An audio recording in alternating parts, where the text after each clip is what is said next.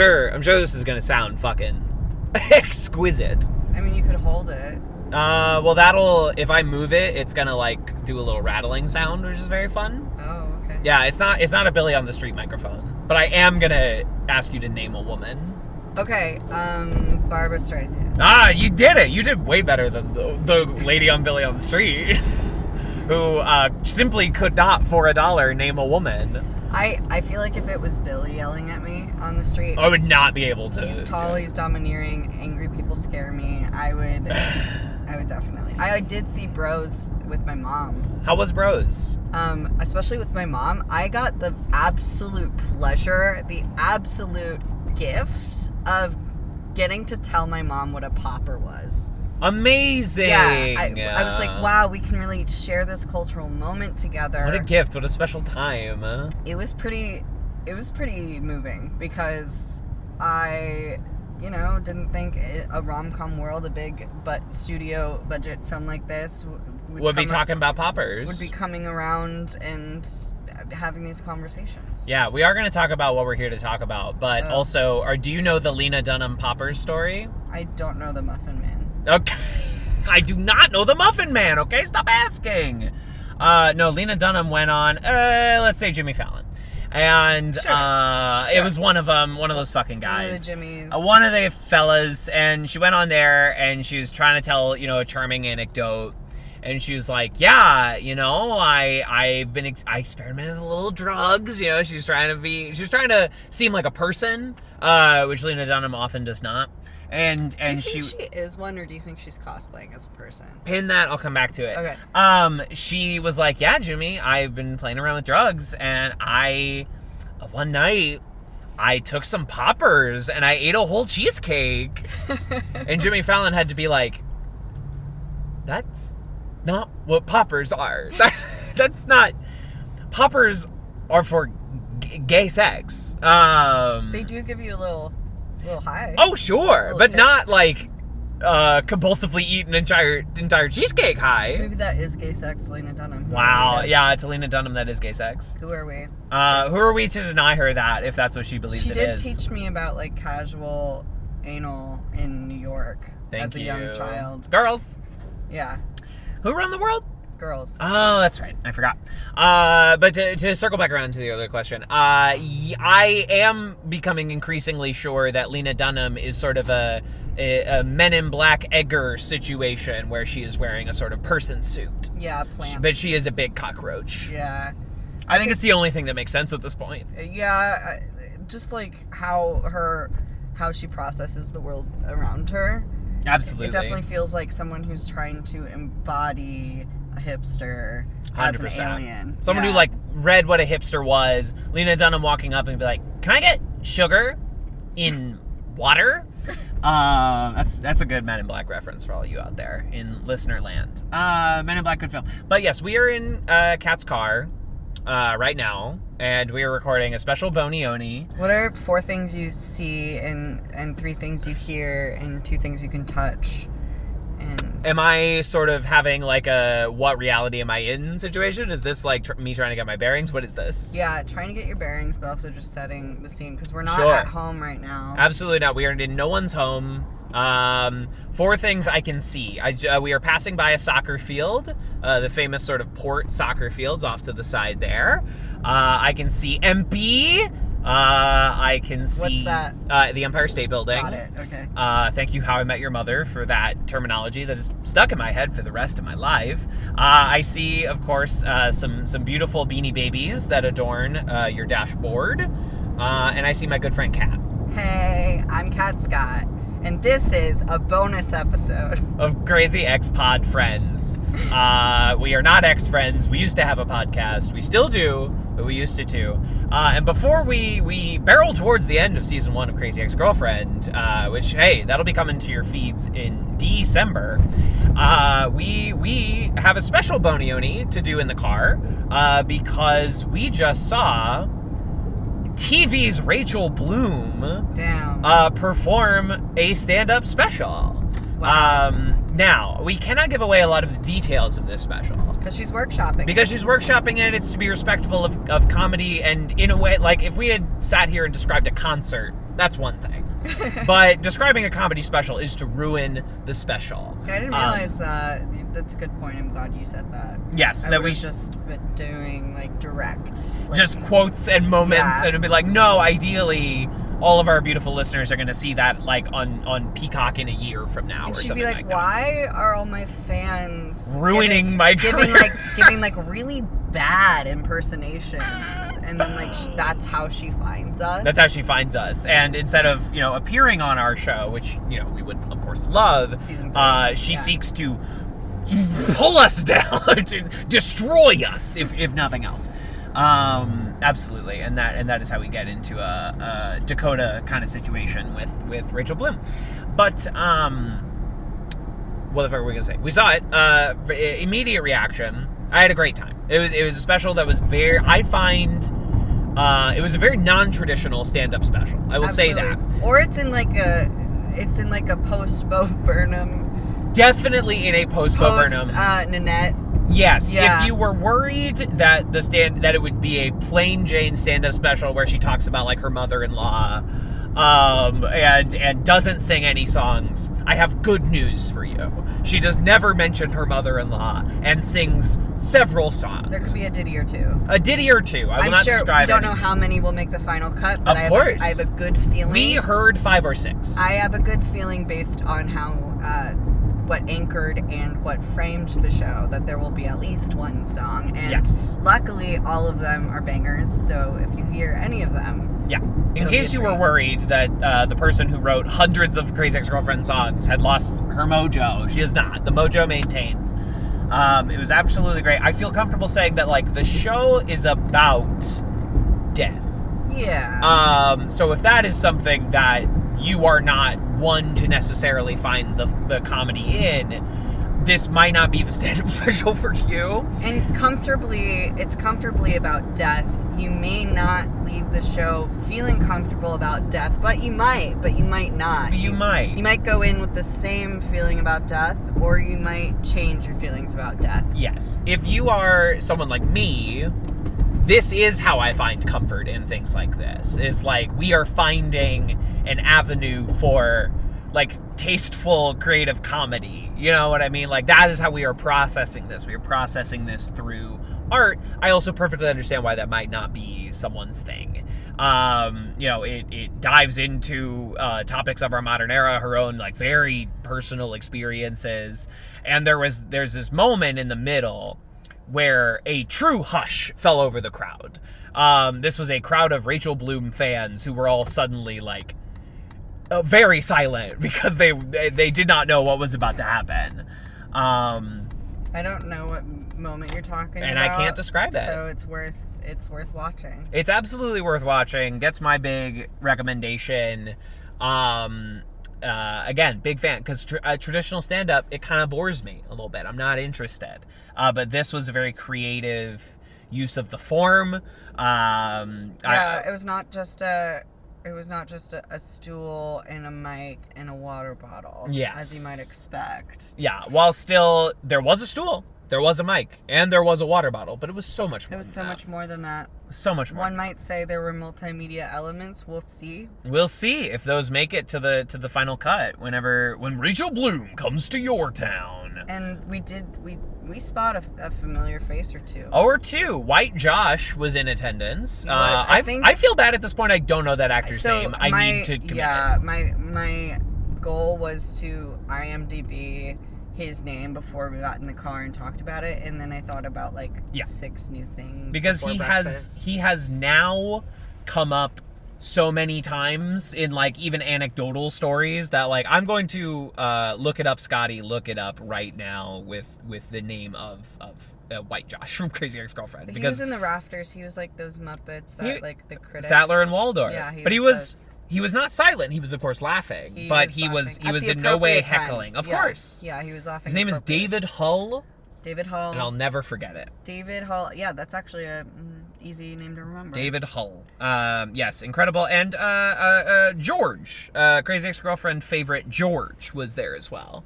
Yeah. From what I saw. He was enjoying the show. He was enjoying the show. He was really giving to the show. Yeah, you could tell he liked it. You could tell he was a big fan, because he and Rachel have been friends for forever and ever and ever. But I'm not jealous. But I'm not jealous. I mean, I want to be friends with Rachel, but I'm not jealous of.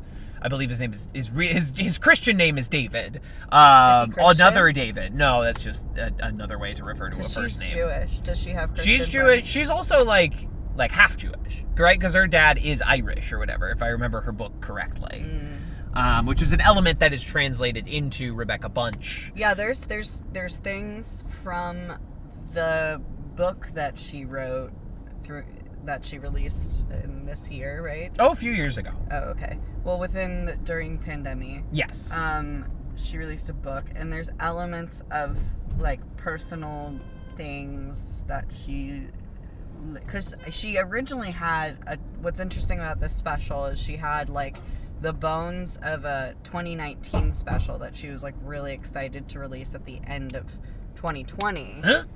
And now she's kind of mixed things up in the same way that I feel like Bo Burnham had a similar story about like I was coming out of retirement to do a special and then ha ha ha. But I think they both tastefully find a way to eventually address like, but there's bigger problems than being like a comic who can't do their comedy. Yeah, special. absolutely. Right. That is absolutely acknowledged about the whole thing. And, I would always rather a comedian lean into what they are actually feeling as opposed to, like, forcing it to be normal. Because I think, at least as a white Irish Midwesterner, there's very much a like, yes, stiff upper lip, don't keep moving on as if everything is normal. And I appreciate, not stopping there and really trying to address what is in your heart through the medium of stand-up comedy. I also understand people who are like, I just want to hear some jokes, it doesn't have to be like an art piece. I have in my astrology a Cancer moon, which means I'm particularly sensitive. Wow. And I don't know if I was listening to us talking right now and hearing about the themes of the show, I don't know if I would like self-select to watch it all the time. But I will say, sitting there, I feel like it was peppered tastefully with jokes and transitioned through jokes so well that even if you like didn't want to grapple with like deeper things that day, because what I'm getting at is I've been watching like Love Island only for like 2 months. Yeah. And there's probably something within me that like has been digging deep and been deep for years and just like needs something different. So I like the comedy is smart, and she navigates in and out of these things really smoothly, so that like just when you might feel like you're starting to kind of disassociate or like feel sad or something, like you find your way through the stories. She's got you laughing. Just when you think you're like, oh boy, this is really starting to bum me out, you're laughing again. Yeah.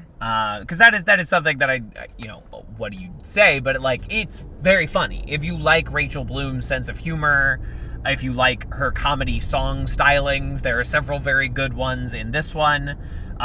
You will laugh, but you may also cry. Who knows? It's interesting, like having been consuming the season 1 of her content and then being a fan of hers when I was in like middle school during I Steal Pets from the Popular People era on YouTube.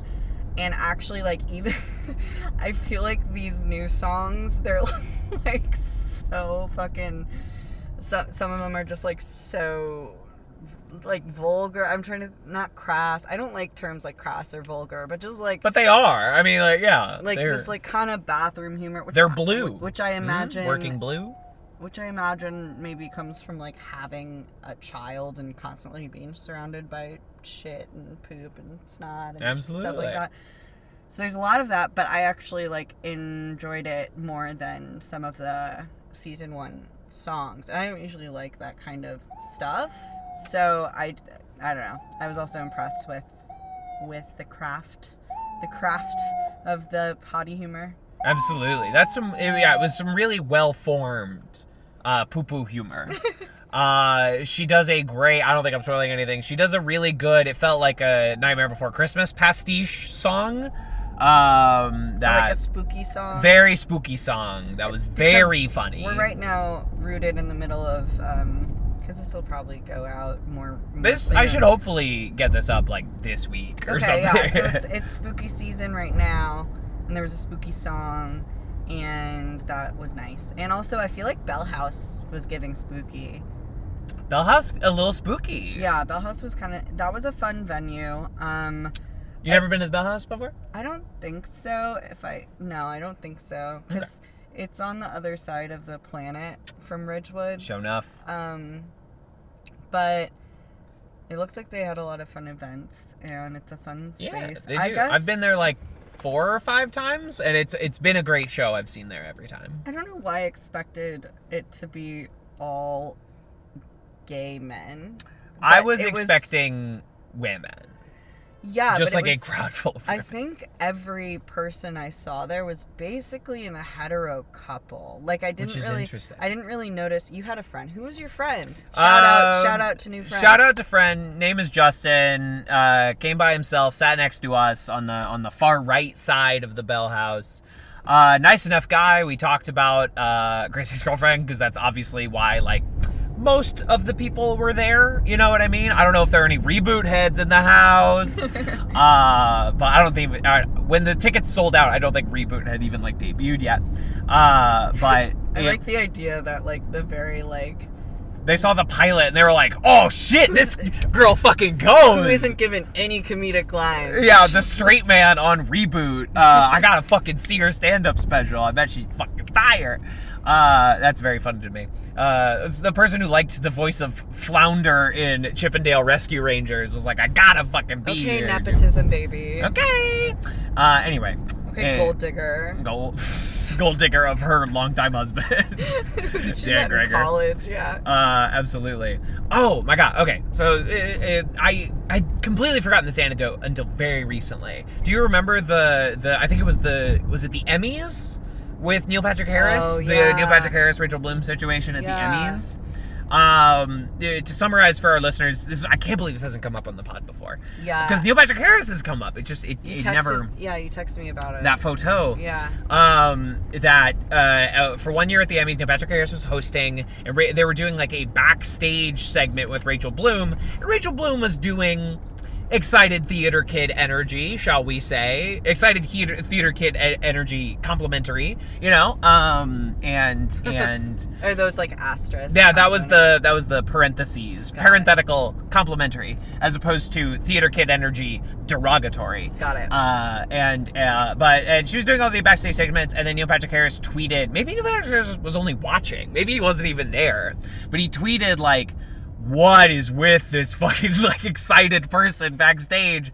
She's driving me nuts. Tone it down. And Rachel Bloom was like, hi, my name was on TV. Also, my husband worked for you for years. We've met several times.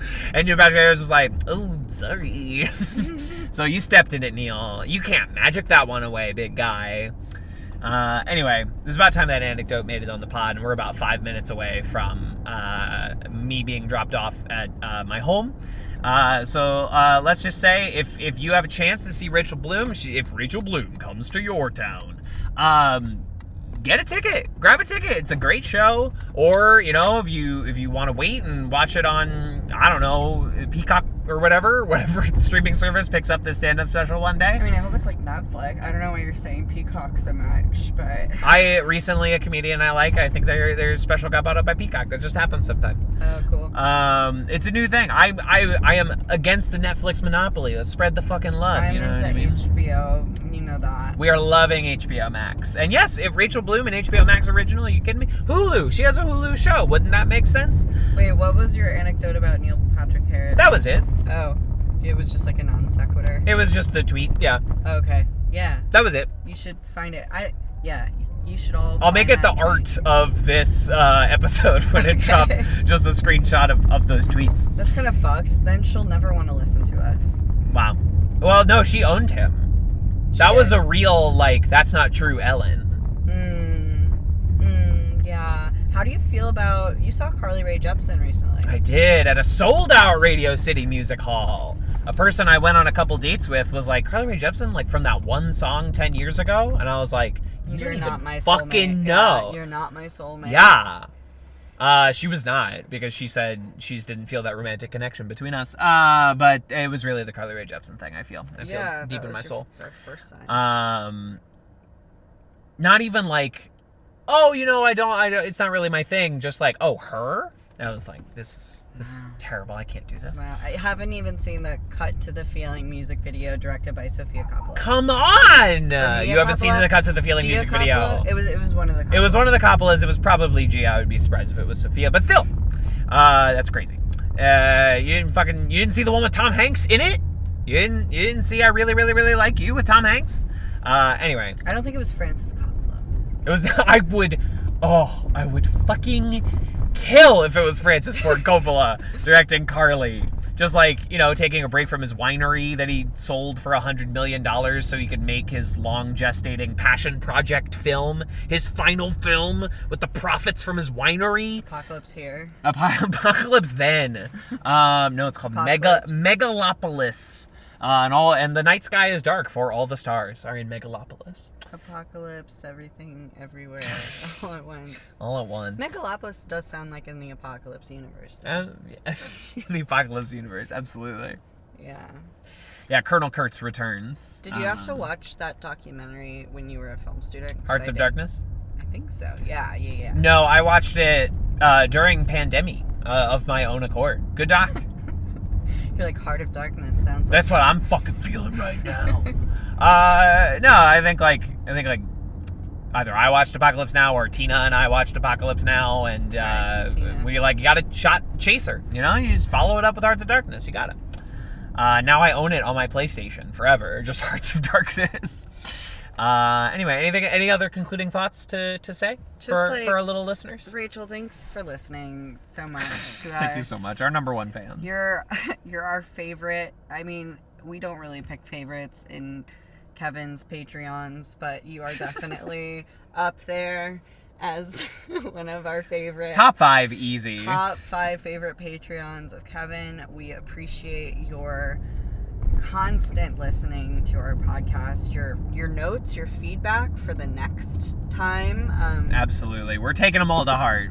And I will also say that I'm not going to speak too much. It's not related. I'm not going to speak too much to the new conspiracies I have around Ryan Murphy's murder cult. But they're coming.